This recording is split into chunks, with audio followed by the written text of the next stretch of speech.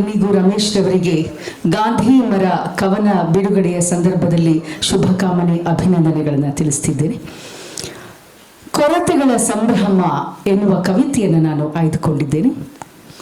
ಬಸ್ಸೊಂದು ಬಂದರೆ ಸಾಕೆಂದು ಕನವರಿಸುವಾಗ ಬಂದ ಬಸ್ಸು ತುಂಬಿದೆ ಎಂದು ಹಿಂದೆ ಸರಿಯುತ್ತೇವೆ. ಅರ್ಧ ಖಾಲಿ ಇರುವ ಬಸ್ ಒಳಗೆ ಹತ್ತಿ ಕಿಟಕಿ ಪಕ್ಕದ ಸೀಟಿಲ್ಲವೆಂದು ಸಿಡುಕುತ್ತೇವೆ. ಕಿಟಕಿ ಪಕ್ಕದ ಸೀಟಲ್ಲಿ ಕುಳಿತಾಗಲೂ ಕಿಟಕಿಗೆ ಗಾಜಿಲ್ಲವೆಂದು ಹಲಬುತ್ತೇವೆ. ಸೀಟು ಗಾಜುಗಳಿದ್ದರೂ ಹಿಂದಿನ ಸೀಟೆಂದು ಕೊರಗುತ್ತೇವೆ. ಮುಂದಿನ ಸೀಟಲ್ಲಿ ಕುಳಿತರೂ ಶಬ್ದ ಹೆಚ್ಚೆಂದು ಶಪಿಸುತ್ತೇವೆ.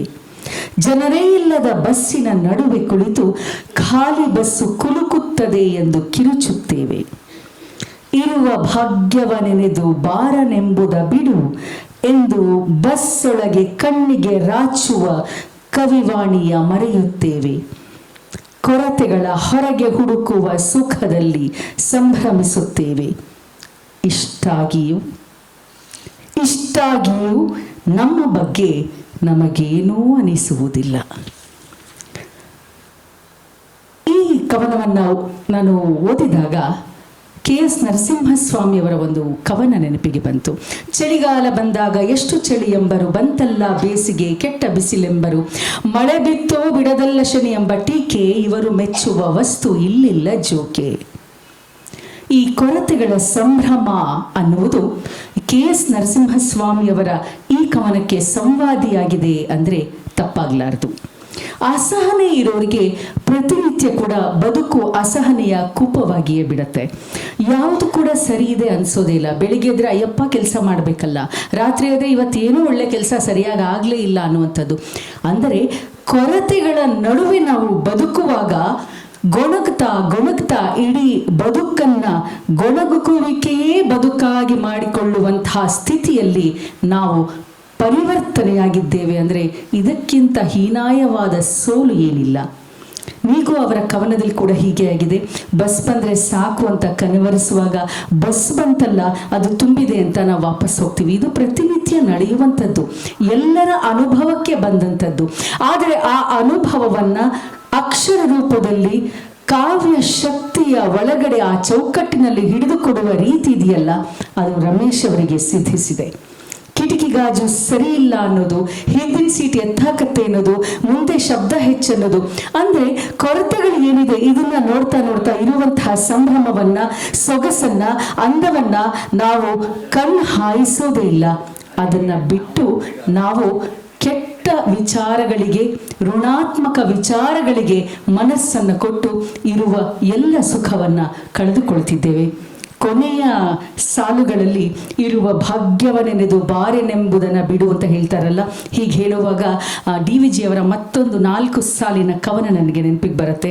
ಸರಿಯಾಗಲಿಲ್ಲವದು ಸರಿ ಇಲ್ಲವೆನ್ನುತ್ತ ಹರಡಿಕೊಳ್ಳಬೇಡ ಮುಳ್ಳನ್ನು ಹಾಸಿಗೆಯಲ್ಲಿ, ಕೊರೆಯಾದೊಡೇನೆಂದು ನೆರೆದೊಡೆ ನಿನ್ನೊಂದು ಒರಟು ಕೆಲಸವೋ ಬದುಕು ಮಂಕುತಿಮ್ಮ. ಎಲ್ಲಿ ಮನುಷ್ಯನಿಗೆ ನಿರೀಕ್ಷೆ ಅಪೇಕ್ಷೆ ಜಾಸ್ತಿ ಇರುತ್ತೋ ಮತ್ತು ಆ ನಿರೀಕ್ಷೆಗೂ ಮತ್ತು ವಾಸ್ತವಕ್ಕೂ ಅಂತರ ಜಾಸ್ತಿ ಆಗುತ್ತೋ, ಅಥವಾ ವಾಸ್ತವವನ್ನು ಮೀರಿದ ನಿರೀಕ್ಷೆಯನ್ನು ಬಿಟ್ಕೊಳ್ತೀವೋ, ಆಗೆಲ್ಲ ಬದುಕು ಅಸಹನೀಯ ಆಗಿಬಿಡುತ್ತೆ. ಇದು ಮನುಷ್ಯನ ಸಹಜ ಸ್ವಭಾವ. ನಮ್ಮಲ್ಲಿ ಏನಿದೆಯೋ ಅದರಲ್ಲಿ ಖುಷಿ ಪಡಬೇಕು. ಯಾರದ್ದನ್ನೋ ಮತ್ಯಾವುದನ್ನೋ ನೋಡಿ ಕರುಬಿ ನಮ್ಮ ಬದುಕನ್ನು ಹಾಳು ಮಾಡಿಕೊಳ್ಬಾರದು ಅನ್ನುವಂಥ ಒಂದು ಭಾವ ಈ ಕವಿತೆಯಲ್ಲಿದೆ. ನಿಗೂ ರಮೇಶ್ ರವರ ಕೊರತೆಗಳ ಸಂಭ್ರಮ ಕವನದ ಸಾಲು ಕೂಡ ಅಡಿಗರ ಸಾಲುಗಳ ಹಿನ್ನೆಲೆಯಲ್ಲಿ ಬೆಳಕನ್ನ ಕಾಣುತ್ತೆ. ಇಷ್ಟಾಗಿಯೂ ನಮ್ಮ ಬಗ್ಗೆ ನಮಗೆ ಏನೂ ಅನಿಸುವುದಿಲ್ಲ. ಕವಿತೆಯ ಕೊನೆಯ 2 ಸಾಲುಗಳು ನಿಜಕ್ಕೂ ಮನವನ್ನು ತಟ್ಟುತ್ತೆ ಅಲ್ವಾ? ಬೇರೆಯವ್ರ ತಟ್ಟೆನಲ್ಲಿ ನೊಣ ಬಿದ್ದಾಗ ನಾವು ಬಿದ್ದಿದೆ ಎತ್ಕೊಳ್ಳಿ ಅಂತ ಹೇಳ್ತೀವಿ. ನಮ್ಮ ತಟ್ಟೆನಲ್ಲಿ ಹೆಗ್ಗಣ ಸತ್ತು ಬದಿದ್ರೂ ಕೂಡ ನಮಗೆ ಕಾಣಿಸೋದಿಲ್ಲ. ಅಂದರೆ ನಮ್ಮ ಬೆನ್ನು ಯಾವಾಗ ನಮಗೆ ಕಾಣಿಸೋದಿಲ್ವೋ ಆವಾಗ ಋಣಾತ್ಮಕ ಭಾವನೆ ಹೆಚ್ಚಾಗುತ್ತೆ. ಈ ಚೋದ್ಯಕ್ಕೆ ಈ ಕವನ ತುಂಬ ಒಳ್ಳೆಯ ಉದಾಹರಣೆಯಾಗಿದೆ. ಕೊರತೆಗಳನ್ನು ಸಂಭ್ರಮಿಸ್ತಾ ಬದುಕ್ತಿದ್ದೇವೆ ಅನ್ನೋದು ಕೂಡ ಒಂದು ದೊಡ್ಡ ಚಟವಾಗಿ ಬಿಟ್ಟಿದೆ. ಇದೆಲ್ಲವನ್ನ ಬಿಟ್ಟು ಧನಾತ್ಮಕವಾಗಿ ಯೋಚನೆ ಮಾಡಿ ಬದುಕಿನ ಅತ್ಯಮೂಲ್ಯ ಕ್ಷಣಗಳನ್ನು ಆನಂದಿಸುವ ಎನ್ನುವಂಥ ಮಾತನ್ನು ಹೇಳುವ ಈ ಕವನ ನಿಜಕ್ಕೂ ಸಶಕ್ತವಾಗಿ ಮೂಡಿದೆ. ಅದಕ್ಕಾಗಿ ಅವರಿಗೆ ಅಭಿನಂದನೆಗಳು.